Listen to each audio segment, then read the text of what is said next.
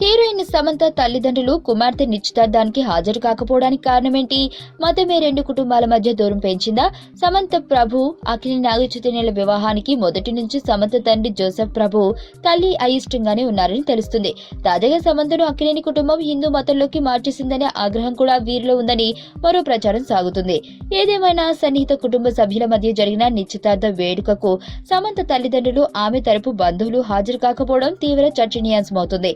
అసలు సమంత తల్లిదండ్రులకు ఇన్విటేషన్ ఉందా, ఆహ్వానించినా రాలేదా అనే దానిపై కూడా రకరకాల ఊహాగానాలు వినిపిస్తున్నాయి.